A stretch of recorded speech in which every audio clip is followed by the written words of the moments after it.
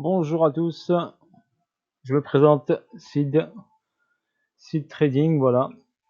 Je vais vous présenter aujourd'hui mon analyse sur le BTC. Donc ça fait longtemps que je n'ai pas fait de vidéo, car j'ai fait beaucoup d'apprentissage, beaucoup de perfectionnement. Et là je vous reviens avec une analyse sur le BTC. Et là c'est avec une analyse grâce à la méthode Wyckoff et SMC que m'a fait découvrir mon ami Bad. Voilà, qui est mon autre coach au sein du groupe. J'ai un groupe bien sûr Telegram, où c'est un groupe qui est bien sûr limité en personnes, car je préfère favoriser la qualité à la quantité. Voilà, sur ce, bon bref, voici l'analyse du BTC. C'est ma vision, d'accord? Ma vision, il n'y a pas de conseil en investissement, c'est juste ma vision perso par rapport à mon expérience et à mon analyse. Donc là, nous avons une hausse du BTC et bien sûr une correction. Si nous voyons bien ici, donc là, nous avons cette hausse avec un petit retracement ici. Donc, hausse, retracement, hausse, retracement et hausse. Ici, nous avons une schématique Wyckoff de distribution. Donc, ici, nous avons un arrêt de la tendance qui a été confirmé ici. Et nous avons eu deux sommets là, UT et UTAD. Cela nous donne un signe fort, comme quoi le prix va chuter. Donc, le prix, bien sûr, a chuté. Il nous a fait un petit test ici sur l'UTAD. Petit test et après est parti rechercher le niveau ici du AR, donc nettoyer le AR et le saut ici. Donc le AR, je le décale un peu, il était là. Et là, c'est le saut. Donc il est venu ici, casser le saut et faire le deuxième saut. Et ensuite, il s'est arrêté sur cette zone-là qui est bien précise, cette zone de demande. D'accord? Si on remarque bien, remarquez bien ici, le prix quand a fait sa correction a marqué ici un plus bas. Et ce plus bas, le prix est venu le rechercher. Donc ça, c'est une zone de demande. Donc ensuite, qu'est-ce qui se passe? Donc si vous remarquez bien ici, ce plus bas ici n'a pas été nettoyé, on appelle ça. Donc ici, vous avez une zone de demande. Donc pour que le prix puisse repartir, par rapport à la schématique Wyckoff, il faut que le BTC aille chercher la liquidité de ses bailleurs. Voilà, ceux qui ont bail à partir d'ici, par exemple, s'ils n'ont pas pris leur profit et ils sont toujours en bail. Donc là, le BTC, le prix doit aller chercher une demande un peu plus basse ici. Donc casser ce niveau-là pour aller chercher de la liquidité. Voilà l'explication. Donc ensuite, ce niveau, donc on sait que le BTC va venir ici. Ici, on a, si je vais zoomer un petit peu, je vais vous montrer un petit peu, on a ici une zone d'accumulation sur schématique Wyckoff. D'accord? Est-ce que c'est une AQ ou une redistrib? Après, je suis plus pour une accumulation qu'une redistribution. Donc pourquoi? Donc moi, par rapport à mon analyse perso, n'oubliez pas, c'est ma vision. D'accord? Nous avons un arrêt ici du prix et une remontée rapide du prix ici, qui nous marque ici deux points stratégiques, un plus bas et ici un haut, qu'on appelle un SC et un AR. C'est pour ceux qui connaissent Wyckoff. Ensuite, forcément, et ici, et on a créé ici deux plus bas, mais pas plus bas que celui-ci, qu'on appelle le ST. Et ensuite, on est revenu ici sur cette zone-là. Donc ici, ensuite, on a nettoyé, donc on est venu ici créer un nouveau plus bas, donc par rapport à ce niveau du SC qui a été créé, et a créé le STB.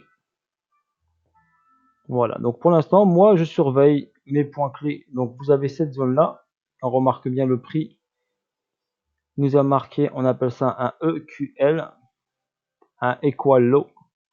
D'accord, donc il n'a pas cassé ce niveau, il est juste revenu retester ce plus bas au même niveau. Donc pour l'instant, il n'a pas pris la liquidité de ses bailleurs.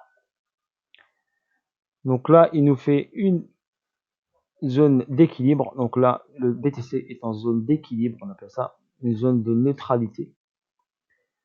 Donc pour moi, avant de repartir, d'accord, pour moi, il est obligatoirement obligé d'aller chercher cette liquidité. Donc ici, il y a une liquidité ici. Donc il est obligé de venir la chercher avant de repartir sur un mouvement haussier. Voilà pour votre information. Ça, c'est mon analyse perso. Ensuite, on peut remarquer également, ici, nous avons une structure marquée par ce PSY. D'accord? Une montée, un arrêt qui a marqué ici un PSY. Si vous regardez bien, vous étudiez Wyckoff, vous comprendrez c'est quoi ce PSY. Je ne vais pas tout vous détailler, faire un cours aujourd'hui. Et ensuite, il est parti faire la dernière extension. Donc ça, c'est une extension. La dernière extension. Voilà, celle-ci. Donc je m'attends sur ce mouvement-là, c'était la dernière extension. D'accord? Donc moi, je m'attends que le prix vienne chercher cette zone-là, donc PSY, venir chercher un peu d'argent, un peu de liquidité, faire sortir un peu les bailleurs, aller chercher leur stop, car un mouvement, il a besoin de liquidité pour pouvoir bouger. Sinon, s'il n'y a pas de prise de liquidité, il n'y a pas de mouvement. Et là, nous avons une cause qui se met en place. Donc, c'est possible que le BTC, ici, va vous faire une petite hausse encore pour vous piéger un petit peu. Et après, je le vois bien aller nettoyer ce niveau-là, le STB, pour nous créer, on appelle ça un spring, et nettoyer cette zone-là clé. Et vu que le STB est au même niveau que le PSY, je dirais logiquement, moi, je l'attends ici. Donc, dans cette zone-là. Ensuite, si on regarde bien, on analyse bien le BTC. Je vais monter en daily pour vous montrer rapidement. Donc là, je suis en logarithmique. Si j'enlève le logarithmique, le graphe est un peu plus écrasé comme ça. D'accord? Donc logarithmique, c'est pour mieux voir. Donc quand je me mets en logarithmique, c'est pour mieux voir le prix.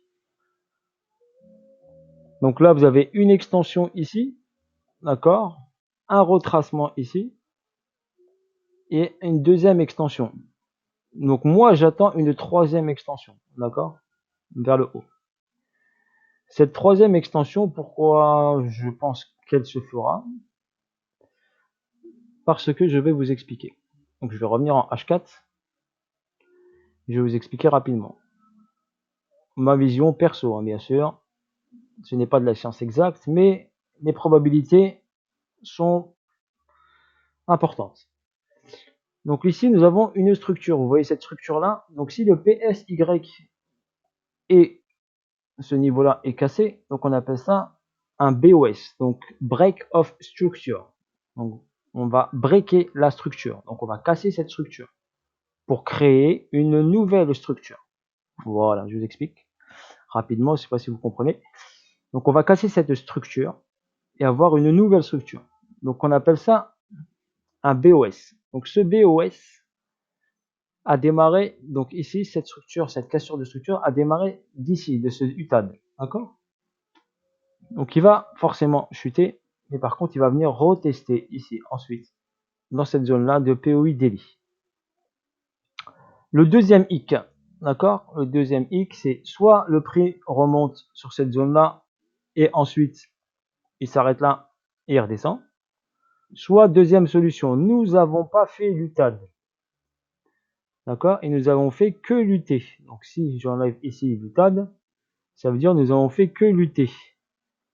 Cela veut dire que le prix va devoir nettoyer cette UT, donc cette zone-là. Et nous allons aller faire un nouveau ATH. Mais par contre, arrivé à cet ATH, bien sûr, quand il va nettoyer, il va replonger vers le bas. Voilà pour information. Donc il y a deux solutions, deux scénarios possibles. Soit on a fait l'UT et l'UTAD et on s'arrête sur cette zone-là de test. On reteste cette zone, on prend de la liquidité, voilà, et on refait un mouvement baissier pour aller chercher, pour moi, cette zone ici, là où on a eu une reaccumulation ici. On a une reaccu ici, voilà, ici également une reaccu qui a fait deux mouvements, deux impulsions. Et là, on aura notre troisième impulsion. Donc, je vois plutôt ce scénario-là, donc monter, reprendre la liquidité, rechuter, faire une grosse chute jusqu'au, je pense dans les 19 000, 18 000, 19 000 dans cette zone-là. Voilà, après je ne vais pas rentrer trop dans les détails. Mais la première étape, c'est nettoyer donc ce niveau-là, prendre la liquidité ici, parce qu'il y en a, aller remonter, après aller chercher de la liquidité en haut pour replonger à nouveau, et après partir vers, si vous voulez, des sommets. S'il a pris une bonne liquidité ici, rechargez bien comme il faut, après on pourra dire que BTC ira chercher un nouveau ATH. Pour l'instant, pour moi, nouveau ATH, ce n'est pas du tout le cas. Ensuite, j'ai utilisé également une figure harmonique. D'accord, rien à voir avec UCOF. Donc, j'ai utilisé bien sûr dans ma carrière en trading plusieurs méthodes. D'accord, support, résistance, tout ce que vous voulez. J'ai testé tout. Figure harmonique également. Donc, support, résistance, bien sûr, j'ai zappé, donc je n'utilise plus. De temps en temps, je trace une trade line comme ça, mais j'utilise pas, je trade pas avec. Je ne trade ni avec les triangles, ni avec les épaules, tête-épaule, ni avec le RSI, ni rien du tout. Donc, zéro indicateur. Mon indicateur, c'est celui-là. C'est le prix, le mouvement du prix. Et par rapport à ce mouvement du prix, il y a des zones. Par exemple, cette zone, elle est vierge, regardez. Ici, il y a de la liquidité à venir chercher. Tant que le BTC ici n'a pas venu chercher cette liquidité, il ne pourra pas monter. Et cette figure harmonique que j'ai tracée, donc avant je tradais beaucoup avec les figures harmoniques, donc me donne également, donc si je regarde, on va regarder bien ici, un A ici, donc un B ici qu'on va faire bientôt, d'accord, qui pour moi est le spring, une montée en C ici avec un ratio à 0,787, d'accord, si vous utilisez le Fibonacci vous pouvez comprendre, et ensuite on redescend ici en point D qui me donne un BTC dans la zone des 20 000 $. D'accord? C'est un chiffre psychologique, donc 20 000, voire un peu plus bas peut-être. Donc dans la zone des 20 000, 19 500. Voilà, donc première étape pour moi, 26 000, 27 000. Dans cette zone-là, 26 000, 27 000. Donc on va le voir de toute façon. Et ensuite, je pense monter et chute. Ça, c'est ma vision perso, donc d'accord? La mienne. Si elle se confirme, d'accord? Si elle se confirme, tous ceux qui m'ont critiqué, eh ben, moi, je vais bien rigoler. D'accord, tous ceux qui me croyaient comme un rigolo, tout ça, et qui disaient que l'analyse technique ne sert à rien, eh ben, ils vont bien rigoler là. Et moi, en tout cas, je suis prêt. Ma team également est prête. Ils auront les infos essentielles et on va faire en fonction du mouvement du prix, bien sûr. Nous, on s'adapte, bien sûr. C'est du pur trading. Donc, on s'adapte à la situation que l'on voit. J'ai plusieurs scénarios dans ma tête que je vous ai présentés. Donc, je vais me préparer à plusieurs scénarios. Donc scénario 1, on va chercher ici, boum, nettoyage, PSY, prise de liquidité, remontée, ici, POI daily, et rechute ici, sur cette zone ici, on appelle ça un IPA OB. Scénario 2, nous n'avons pas fait du TAD, d'accord? Nous allons aller chercher ici de la liquidité pour aller chercher ici, pour faire l'UTAD, donc un nouveau ATH. Et à partir de ce nouveau ATH, nous allons rechuter à nouveau. Ça, c'est scénario 2. Scénario 3, le prix plonge direct. Il va chercher de cette zone-là. D'accord? Ça, c'est le scénario 3. Toute cette zone ici où il y a de l'argent à prendre ici. Donc, si on regarde bien la structure principale du BTC, je sais que j'ai pas beaucoup de temps. Donc, ici, si vous remarquez bien le prix, ici, la structure, elle commence ici. Structure majeure. À partir de ce point bas. Donc, ici, on a une zone d'accu. Ici, regardez, elle est venue retester. C'est pour ça que je vous dis ici, il y a une zone d'accu. Et le prix peut revenir la chercher comme le scénario ici. Regardez ce qui s'est passé.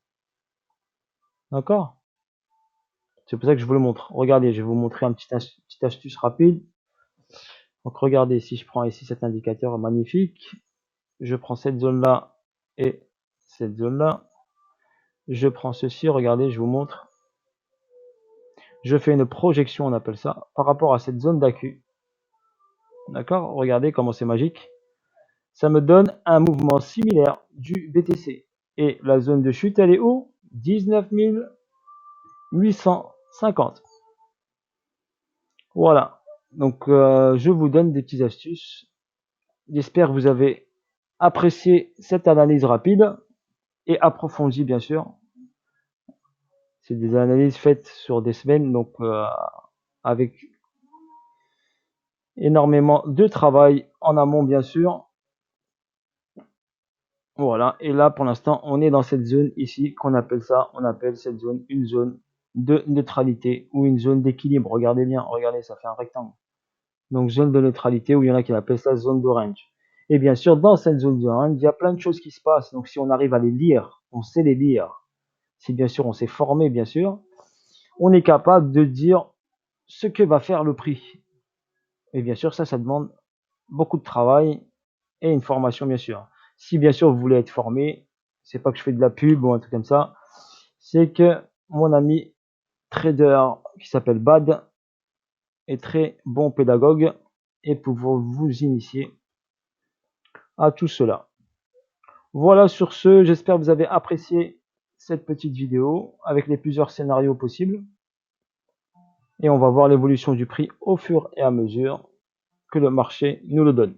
En tout cas, moi je ne suis pas en position sur le BTC là pour l'instant. Je me prépare à checker mes zones comme je vous l'ai expliqué. Sur ce, à bientôt. Voilà. N'hésitez pas à mettre bien sûr des likes, ça fait très longtemps que j'ai pas fait de vidéo. Et bien sûr, si vous faites des méga profits, n'hésitez pas, hein. J'attends les petits cadeaux hein, par rapport à mon analyse. N'hésitez pas à me contacter, à m'envoyer des petits cadeaux. Ce serait sympathique de votre part. Ou des petits mots, des petits messages. Voilà, force à vous. Sid était avec vous. Sid Trading. Voilà. Et à bientôt. Et force à nous l'équipe. La team Sid Trading en force. Est toujours là pour progresser. On va s'améliorer, avancer ensemble et devenir de plus en plus fort. Allez, bisous à tous. Et à bientôt. Salut!